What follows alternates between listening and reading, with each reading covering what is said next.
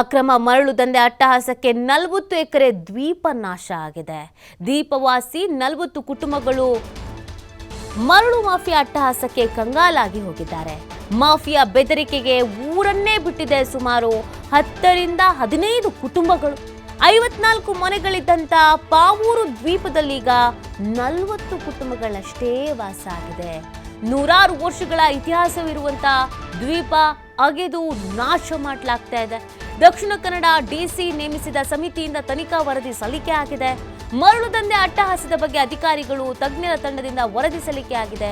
2 ತಿಂಗಳು ಸುದೀರ್ಘ ತನಿಖೆಯನ್ನು ನಡೆಸಿ ವರದಿಯನ್ನು ಸಲ್ಲಿಸಿದ ತನಿಖಾ ಸಮಿತಿ. ತನಿಖಾ ವರದಿಯಲ್ಲಿ ಮರಳು ದಂಧೆ ತಡೆಗಟ್ಟೋಕೆ ಸಮಿತಿಯಿಂದ ಶಿಫಾರಸು. ಅಕ್ರಮ ಮರಳು ದಂಧೆ ತಡೆಗೆ ದಕ್ಷಿಣ ಕನ್ನಡ ಜಿಲ್ಲಾಧಿಕಾರಿ ಖಡಕ್ ಆದಂತಹ ಒಂದು ಆದೇಶವನ್ನು ಕೊಟ್ಟಿದ್ದಾರೆ. ಗಣಿ ಮತ್ತು ಭೂ ವಿಜ್ಞಾನ ಇಲಾಖೆ ಹಾಗೂ ಪೊಲೀಸ್ ಇಲಾಖೆಗೆ ಖಡಕ್ ಸೂಚನೆಯನ್ನು ಕೊಡಲಾಗಿದೆ. ಗಣಿಗಾರಿಕೆಯ ದೋಣಿಗಳನ್ನು ಜಪ್ತಿ ಮಾಡಿ ಸರ್ಕಾರದ ವಶಕ್ಕೆ ಪಡೆಯುವುದಕ್ಕೆ ಈ ಒಂದು ಆದೇಶವನ್ನು ನೀಡಲಾಗಿದೆ. ಅಕ್ರಮ ಮರಳುಗಾರಿಕೆ ತಡೆಯೋಕೆ ಪೊಲೀಸ್ ಗಸ್ತು ಹೆಚ್ಚಳಕ್ಕೆ ಸೂಚನೆಯನ್ನು ಕೂಡ ನೀಡಲಾಗಿದೆ. ನೋಡಿ, ಸುಮಾರು 40ಕ್ಕೂ ಹೆಚ್ಚು ಮನೆಗಳಿದೆ ಆ ದ್ವೀಪದಲ್ಲಿ. ಎಲ್ಲರೂ ಕೂಡ ಕಂಗಾಲಾಗಿದ್ದಾರೆ. ಯಾಕಂದ್ರೆ ಎಗ್ಗಿಲ್ಲದೆ ನಡೀತಾ ಇದೆ ಅಕ್ರಮ ಮರಳು ದಂಧೆ ಅನ್ನೋದು. ನಮ್ಮ ಜನರಿಗೆ ರಕ್ಷಣೆ ಕೊಡಿ, ನಮ್ಮ ಜನರಿಗೆ ರಕ್ಷಣೆ ಕೊಡಿ, ನಮ್ಮ ಜನರಿಗೆ ರಕ್ಷಣೆ ಕೊಡಿ. ನಮ್ಮ ದ್ವೀಪವನ್ನು ಅಧಿಕಾರಿಗಳಿಗೆ, ಗಣಿಗಾರಿಕೆ ಗುಮ್ಮತ್ತು ಕೊಟ್ಟ ಎಲ್ಲ ಅಧಿಕಾರಿಗಳಿಗೆ, ಗಣಿಗಾರಿಕೆ ಗುಮ್ಮತ್ತು ಕೊಟ್ಟ ಎಲ್ಲ ಅಧಿಕಾರಿಗಳಿಗೆ ಕೊಡಿ, ರಕ್ಷಣೆಯನ್ನು ಕೊಡಿ. ನಮ್ಮ ಹುಲಿಯ ದೀಪವನ್ನು ಉಳಿಸಿರಿ. ಅಧಿಕಾರಿಗಳಿಗೆ, ಗಣಿಗಾರಿಕೆ ಅಧಿಕಾರಿಗಳಿಗೆ, ಗಣಿಗಾರಿಕೆ ಅಧಿಕಾರಿಗಳಿಗೆ ನಿಲ್ಲಿಸಿ, ನಿಲ್ಲಿಸಿ, ನಿಲ್ಲಿಸಿ.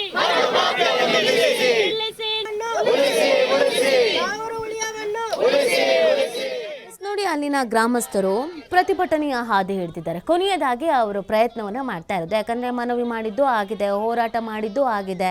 ಎಷ್ಟೇ ಹೇಳಿದ್ರು ಕೂಡ ಒಂದು ತನಿಖಾ ವರದಿಗೆ ಸಲ್ಲಿಕೆ ಮಾಡಲಾಗಿದೆ. ಹೌದು, ಇಲ್ಲಿ ಕಷ್ಟ ಆಗ್ತಾ ಇದೆ, ಸಮಸ್ಯೆ ಆಗ್ತಾ ಇದೆ, ಅಕ್ರಮವಾಗಿ ಎಲ್ಲವೂ ನಡೀತಾ ಇದೆ, ಎಲ್ಲವೂ ಹೇಳಿದ್ರು ಕೂಡ ಯಾಕೆ ಆಕ್ಷನ್ ತೆಗೆದುಕೊಳ್ತಾ ಇಲ್ಲ? ಅದು ಪ್ರಶ್ನೆ. ಆಕ್ಷನ್ ತೆಗೆದುಕೊಳ್ಬೇಕಲ್ವಾ? ನೋಡಿ, 54 ಮನೆ ಇದ್ದಿದ್ದು ಈಗ ಖಾಲಿ 40 ಇದೆ ಅಂತೆ.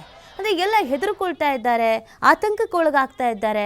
ಅಲ್ಲಿ ಯಾವುದೂ ಕೂಡ ಕರೆಕ್ಟಾಗಿ ಇಲ್ಲ. ಇದರಿಂದ ಸಾಕಷ್ಟು ಸಮಸ್ಯೆಯನ್ನು ಎದುರಿಸ್ತಾ ಇದ್ದಾರೆ. ನೋಡಿ ಯಾವ ರೀತಿಯಾಗಿ ಅಕ್ರಮ ಮರಳು ದಂಧೆ ನಡೀತಿದೆ ಅನ್ನೋದನ್ನು. ಈ ಬಗ್ಗೆ ಮತ್ತಷ್ಟು ಮಾಹಿತಿಯನ್ನು ನೀಡ್ತಾರೆ ನಮ್ಮ ಪ್ರತಿನಿಧಿ ಆದಿತ್ಯ.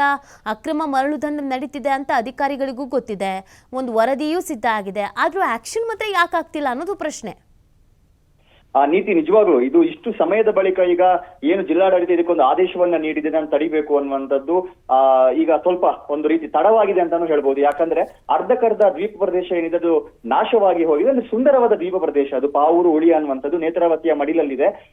ಸುಮಾರು 100 ಎಕರೆಷ್ಟಿದ್ದಂತಹ ಒಂದು ಭೂಮಿ ಈ ಅಕ್ರಮ ಮರಳುಗಾರಿಕೆ ಅಂದ್ರೆ ದ್ವೀಪವನ್ನೇ ಆಗಿದವರು ಮರಳುಗಾರಿಕೆಯನ್ನ ಮಾಡ್ತಾ ಇದ್ದಂತ ಪರಿಣಾಮ 100 ಎಕರೆಷ್ಟಿದ್ದಂತಹ ಒಂದು ದ್ವೀಪ ಪ್ರದೇಶ 40 ಎಕರೆಗೆ ಬಂದು ನಿಲ್ಲುತ್ತೆ. ಅಂದ್ರೆ ಅದು ಎಷ್ಟರ ಮಟ್ಟಿಗೆ ಒಂದು ಮರಳುಕೋರರ ಅಟ್ಟಹಾಸ ಇಷ್ಟು ವರ್ಷಗಳಿಂದ ಇತ್ತು ಮತ್ತು ಆ ಗ್ರಾಮಸ್ಥರು ಎಷ್ಟರ ಮಟ್ಟಿಗೆ ಕಷ್ಟಪಟ್ಟಿದ್ರು ಅಲ್ಲಿ ಅನ್ನುವಂಥದ್ದು. ಈಗ ಇದು ಮುಖ್ಯ ಭೂಮಿಕೆಗೆ ಬಂದ ಬಳಿಕ ಜಿಲ್ಲೆಯ ಬೇರೆ ಬೇರೆ ಭಾಗದಿಂದಲೂ ಕೂಡ ಇದಕ್ಕೆ ಬೆಂಬಲ ಬಂದ ಬಳಿಕ ಇವತ್ತು ಕೂಡ ಅವರೊಂದು ಪ್ರತಿಭಟನೆಯನ್ನು ಹಮ್ಮಿಕೊಂಡ್ರು. ಆದ್ರೆ ಈ ಪ್ರತಿಭಟನೆಗೂ ಮುನ್ನ ಈಗ ದಕ್ಷಿಣ ಕನ್ನಡ ಜಿಲ್ಲಾಧಿಕಾರಿ ಏನಿದ್ದಾರೆ ಗಣಿಗಾರಿಕೆಯ ಮಾಡುವಂತಹ ಯಾರಿದ್ದಾರೋ ಅವರ ವಿರುದ್ಧ ಖಡಕ್ ಒಂದು ಕ್ರಮಕ್ಕೆ ಆದೇಶವನ್ನ ನೀಡಿದ್ದಾರೆ. ಗಣಿ ಮತ್ತು ಭೂ ವಿಜ್ಞಾನ ಇಲಾಖೆಗೂ ಕೂಡ ಈ ಒಂದು ಆದೇಶ ಹೋಗಿದೆ. ಯಾಕಂದ್ರೆ ಈ ಹಿಂದೆ ತುಂಬಾ ದೊಡ್ಡ ಮಟ್ಟಿನ ಆರೋಪಗಳು ಕೇಳಿ ಬಂದಂತ ಸಂದರ್ಭ ದಿನೇಶ್ ಗುಂಡೂರಾವ್ ಅವರು ಇದಕ್ಕೆ ಒಂದು ತನಿಖಾ ಸಮಿತಿಯನ್ನು ರಚನೆ ಮಾಡಿ ಅನ್ನುವಂತಹ ಆದೇಶವನ್ನ ನೀಡಿದ್ರು. ಈ ಆದೇಶದ ಮೇರೆಗೆ ಒಂದು ತನಿಖಾ ಸಮಿತಿ ಕೂಡ ರಚನೆಯಾಗಿತ್ತು. ಈಗ ಅದರ ವರದಿ ಕೂಡ ಬಂದಿದೆ.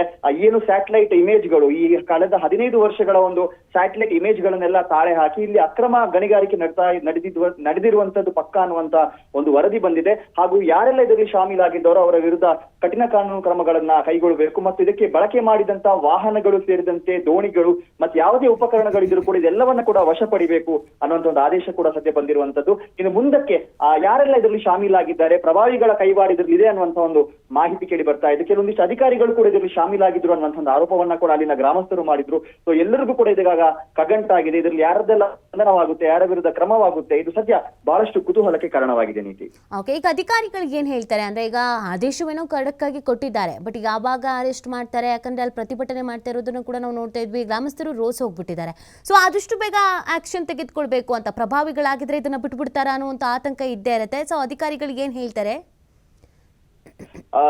ನೀತಿ ನಿಜವಾಗ್ಲು ಅಂದ್ರೆ ಅಧಿಕಾರಿಗಳು ಈ ಹಿಂದೆ ಕೂಡ ಅಧಿಕಾರಿಗಳಿಗೆ ಏನು ದಾಖಲೆಗಳ ಮೂಲಕವೇ ಗ್ರಾಮಸ್ಥರು ಅನೇಕ ಬಾರಿ ದೂರ ನೀಡಿದ್ರು. ಕೇವಲ ಪಾವೂರು ಹೋಳಿಯ ಮಾತ್ರ ಅಲ್ಲ, ಆ ಭಾಗದ ಅನೇಕ ಕಡೆಗಳಲ್ಲಿ ಹರೆಕಳ ಆಗಿರ್ಬೋದು, ಇಲ್ಲೆಲ್ಲ ನಿತ್ಯ ನಿರಂತರವಾಗಿ ಮರಳುಗಾರಿಕೆಗಳು ನಡೀತಾ ಇತ್ತು. ಅದರ ವಿಡಿಯೋಗಳಾಗಿರ್ಬೋದು ಅಥವಾ ಲಾರಿಗಳಲ್ಲಿ ಅವರು ಯಾವ ರೀತಿಯ ಒಂದು ಕಳ್ಳ ಮಾರ್ಗದ ಮೂಲಕ ಅವರು ಅದನ್ನ ಸಾಗಾಟ ಮಾಡ್ತಾರೆ, ಎಲ್ಲ ದಾಖಲೆಗಳನ್ನ ಕೊಟ್ಟಿದ್ರು. ಆದ್ರೂ ಕೂಡ ಅಧಿಕಾರಿಗಳು ಯಾವುದೇ ರೀತಿಯ ಕ್ರಮಕ್ಕೆ ಮುಂದಾಗಿರ್ಲಿಲ್ಲ.